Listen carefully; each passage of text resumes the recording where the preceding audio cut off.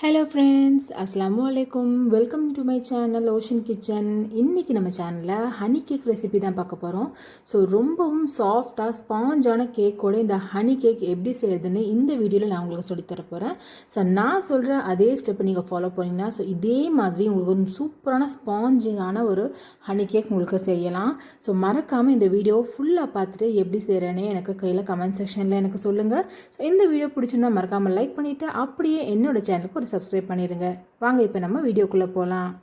முதல்ல இங்கே ஒரு பிளெயின் பவுல் எடுத்திருக்கேன். அந்த பவுலில் பார்த்தீங்கன்னா 2 முட்டை, அதாவது மஞ்சக்கருவோடு சேர்த்து 2 முட்டை சேர்த்திருக்கேன். அது கூட அரை டீஸ்பூன் அளவுக்கு வெண்ணிலா எசன்ஸ் சேர்த்திருக்கேன்.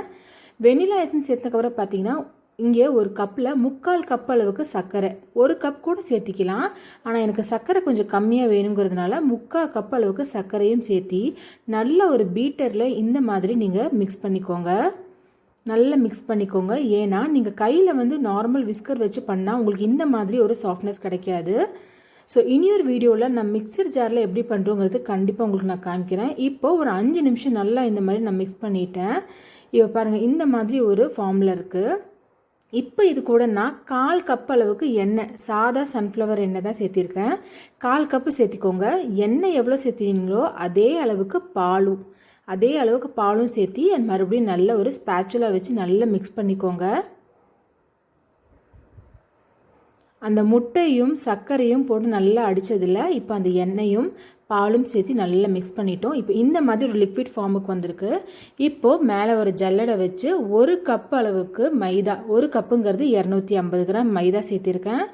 அது கூட 1 டீஸ்பூன் அளவுக்கு பேக்கிங் பவுடர், அது கூடவே 1/4 டீஸ்பூன் அளவுக்கு பேக்கிங் சோடா, இவ்வளோ தான் நம்ம இதில் சேர்த்துறோம். ஸோ இதை வந்து நல்லா இதில் சலிச்சுக்கோங்க. கொஞ்சம் கூட கட்டை இல்லாமல் நல்லா இதை வந்து நல்லா சலிச்சு எடுத்துக்கோங்க. இப்போ நம்ம இந்த மாவை ஒரு ஸ்பேச்சுலா வச்சு இந்த மாதிரி மிக்ஸ் பண்ண போகிறோம்.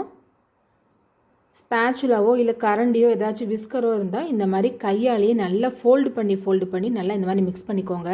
உங்களுக்கு சப்போஸ் ரொம்ப கெட்டியாக இருந்துச்சுன்னா இன்னும் ஒரு 2 ஸ்பூன் அளவுக்கு பால் கூட சேர்த்துக்கலாம், ஒன்றும் தப்பு இல்லை. ஆனால் உங்களுக்கு மாவு பார்த்தீங்கன்னா இந்த மாதிரி ஒரு பதத்தில் வரணும்.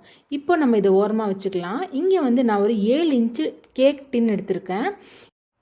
இதில் கொஞ்சமாக எண்ணெய் சேர்த்தி எல்லா பக்கமும் அப்ளை பண்ணிக்கோங்க. மேலே ஒரு அரை டீஸ்பூன் அளவுக்கு மைதா சேர்த்தி நல்லா இந்த மாதிரி எல்லா பக்கமும் தட்டி விட்டுருங்க. ஏன்னா கேக் நம்ம போடும்போது கீழே ஒட்டாமல் வர்றதுக்காக. பட்டர் ஷீட் இருந்தால் யூஸ் பண்ணிக்கோங்க, பட்டர் ஷீட் இல்லாதவங்க இந்த மாதிரி பண்ணால் போதும். இப்போது நம்ம மிக்ஸ் பண்ணி வச்சுருக்கோம் இல்லையா இந்த கேக் பேட்டர், இதை வந்து இந்த டின்னில் இந்த மாதிரி போட்டுருங்க.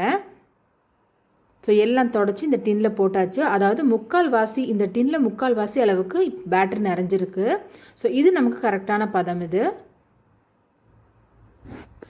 இப்போது இந்த டின்னை நல்லா இந்த மாதிரி டேப் பண்ணி விட்டுக்கோங்க. எதுக்குன்னா கீழே பபிள்ஸோ ஏர் ஏதாச்சும் இருந்துச்சுன்னா அது வந்து தட்டி விட்டால் மேலே வந்துடும், அதுக்காக தான்.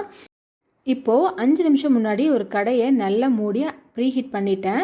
ப்ரீஹீட் பண்ணக்கப்புறம் அந்த டின்னை வந்து அதுக்குள்ளே இறக்கி வச்சு 40 நிமிஷம் கரெக்டாக அதை வந்து நான் லோ ஃப்ளேமில் நல்லா வந்து இதை வேக வச்சுட்டேன். இப்போ 40 நிமிஷம் கழித்து நான் ஓப்பன் பண்ணி பார்க்குறேன். பாருங்கள் கேக் எந்த அளவுக்கு ஸ்பாஞ்சாக வந்திருக்கு, நடுவில் உப்பி வராமல் ரொம்ப சூப்பராக, ரொம்ப ஸ்பாஞ்சாக அதே ஈக்குவல் லெவலில் வந்திருக்கு. ஸோ நான் சொன்னேன் இந்த டிப்ஸை ஃபாலோ பண்ணிங்கன்னா கண்டிப்பாக உங்களுக்கு இந்த மாதிரி ஒரு பர்ஃபெக்டான ஸ்பாஞ்ச் கிடைக்கும். ஸோ அடுத்ததான் நம்ம என்ன பண்ண போகிறோம்னா அந்த கேக் ஆறுறக்குள்ளே நம்ம அடுத்த ப்ராசஸ் பண்ணிடலாம். கொஞ்சமாக தேங்காயை நல்லா துருவியோ இல்லை மிக்சர் ஜாரில் இந்த மாதிரி அடித்தோ லோ ஃப்ளேமில் வச்சு நல்லா அந்த தேங்காய் சூடு பண்ணி வேறு ஒரு பாத்திரத்தில் எடுத்துக்கோங்க. இது வந்து ஃபஸ்ட்டு ப்ராசஸ். அடுத்தது நம்ம என்ன பண்ண போகிறோன்னா ஒரு அரை கப் அளவுக்கு தண்ணி எடுத்துக்கோங்க. தண்ணி வந்து அந்த பேனில் போட்டுட்டு அது கூடவே தேன் சேர்த்த போகிறேன். தேன் வந்து ஒரு 2-3 டீஸ்பூன் அளவுக்கு தேன் தேவை. நான் வந்து டாபர் ஹனி சேர்த்திருக்கேன். அது ஒரு 2-3 டீஸ்பூன் அந்த தண்ணியில் சேர்த்து நல்லா மிக்ஸ் பண்ணி விட்டுக்கோங்க. அந்த தண்ணி நல்லா சூடாகி இந்த தேனும் அந்த தண்ணியும் நல்லா இந்த மாதிரி கொதித்து கொஞ்சமாக அதோட குவான்டிட்டி கம்மியாகி வரணும். இப்போ இதுவும் வேற ஒரு பவுலில் எடுத்துடுறேன். இப்போ மூணாவது என்ன பண்ணுறேன்னு பார்த்தீங்கன்னா இதுக்கு தேவையான அளவுக்கு ஜாம் எடுக்கிறேன். கிசான் ஜாம் எடுத்திருக்கேன். ஒரு 2 டீஸ்பூன் அளவுக்கு கிசான் ஜாமும் அது கூட ஒரு 1/4 கப் அளவுக்கு தண்ணி எடுத்திருக்கேன். இந்த ஜாம் கூட நல்லா மிக்ஸ் பண்ணி இதையும் நல்லா கொதிக்க விடுங்க. 5 நிமிஷம் ஆனால் அதெல்லாம் நல்லா கரைஞ்சி இந்த மாதிரி கெட்டியான ஃபார்முக்கு வந்துடும். ஸோ இப்போ இதுவும் ரெடி ஆயிடுச்சு. இதுவும் வேற ஒரு பவுலில் நான் எடுத்துக்கிறேன். ஸோ இப்போ நம்ம வந்து ஹனி கேக்கு தேவையான தேங்காய், honey syrup plus jam syrup இது 3மே இப்போ ரெடி ஆயிடுச்சு. இப்போ பாருங்கள், இப்போ ஒரு 1/2 அன் ஹவர் நான் இந்த கேக்கை விட்டுருக்கேன். நல்லா ஆறிடுச்சு. சைட்லலாம் இந்த மாதிரி கத்தியால் நல்லா இந்த மாதிரி லைன் பண்ணி விட்டிங்கன்னா கரெக்டாக கேக் வந்து உங்களுக்கு கரெக்டாக அந்த மாதிரி டின்லேருந்து கீழே விழுகும். இந்த மாதிரி டேப் பண்ணி விட்டுக்கோங்க. இப்போ பாருங்கள் எப்படி கேக் வந்து அழகாக வருதுன்னு. ஸோ சூப்பரான ஸ்பாஞ்சியான கேக் ரெடி ஆயிடுச்சு. இந்த அளவுக்கு பர்ஃபெக்டான கேக் பண்ணணும்னா நான் பண்ண அதே டிப்ஸ் நீங்கள் ஃபாலோ பண்ணுங்கள். பாருங்கள் எந்த அளவுக்கு ஸ்பாஞ்சாக இருக்குன்னு. ஒரு கேக் செய்கிறதுக்கு முதல்ல இந்த ஸ்பாஞ்ச் தான் ரொம்பவும் தேவை. அந்த அளவுக்கு பர்ஃபெக்டாக இருந்தால் தான் உங்களுக்கு எந்த ஒரு கேக்காக இருந்தாலும் சூப்பராக வரும். ஸோ நான் ஒரு கையில் அமுத்தி பார்த்தாலே உங்களுக்கே தெரியும் எந்த அளவுக்கு அது பர்ஃபெக்டாக ஸ்பாஞ்சியாக இருக்குன்னு. ஸோ இதுக்கான மேல் டெக்கரேஷன்ஸ் நம்ம டாப்பிங் என்னென்னு பார்த்துடலாம். இதுக்கு தேவையான தேங்காய் plus honey syrup plus jam syrup இது 3 நான் இப்போ வந்து இங்கே ரெடி பண்ணி வச்சுருக்கேன்.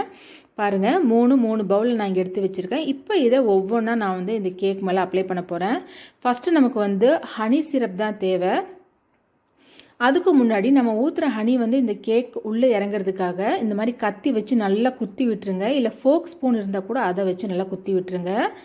இப்போது இந்த ஹனி சிரப்பை வந்து நல்ல ஒரு ஆயில் ப்ரஷ்ஷோ இல்லை ஸ்பூன்லேயோ எடுத்து இந்த மாதிரி அப்ளை பண்ணிக்கோங்க. அதிகமாகவும் சேர்த்த வேண்டாம், ஏன்னா கேக் கட் பண்ணி எடுக்கும்போது உடஞ்சிரும். அதுக்காக அளவாக சேர்த்தினா போதும். இப்போது அந்த ஹனி சிரப் அடுத்தது ஜாம் சிரப்பு. ஜாம் சிரப் பார்த்திங்கன்னா ஒரு 10 நிமிஷம் ஆக ஆக நல்லா கெட்டியாகும். அதையும் இதே மாதிரி போட்டு நல்லா எல்லா பக்கமும் அப்ளை பண்ணி விட்டுக்கோங்க.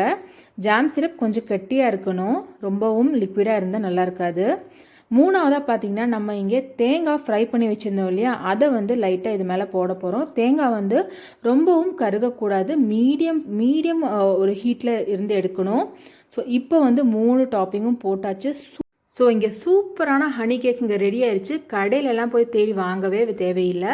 வீட்லேயே வெறும் 1 மணி நேரம் இருந்தால் இந்த அளவுக்கு செம்மையான ஒரு ஸ்பாஞ்சியான சாஃப்டான ஹனி கேக் ரெடி ஆயிடுச்சு. ரொம்பவும் சிம்பிள் தான். நான் பண்ண இந்த 2-3 ட்ரிக்ஸை மட்டும் நீங்கள் யூஸ் பண்ணுங்கள். ஸோ பேட்டர் வந்து கரெக்டான ஃபார்மில் இருக்கணும். இப்போ நான் உங்களுக்கு இதை கட் பண்ணி காமிச்சிருக்க பாருங்கள் எந்த அளவுக்கு சாஃப்டாக ரொம்ப ஸ்மூத்தாக இருக்குன்னு. ஸோ இந்த அளவுக்கு சாஃப்ட் நீங்கள் எங்கேயுமே பார்த்துருக்க மாட்டீங்க. செம்மையாக இருக்குது, சாப்பிடக்கூட வேறு லெவல் டேஸ்ட்டில் இருந்துச்சு. ஸோ இந்த மாதிரி ஹனி கேக் உங்களுக்கு பிடிச்சிருக்கு அப்படின்னா வீட்டில் இப்போவே ட்ரை பண்ணி பாருங்கள். என்னோட வீடியோ உங்களுக்கு பிடிச்சிருந்துச்சுன்னா மறக்காமல் லைக் பண்ணிடுங்க. இன்னும் நம்ம சேனலை சப்ஸ்கிரைப் பண்ணலைன்னா மறக்காமல் சப்ஸ்கிரைபும் பண்ணிடுங்க. இன்னும் வரும் வீடியோக்களுக்கும் உங்களுடைய ஆதரவு கொடுங்க. நன்றி.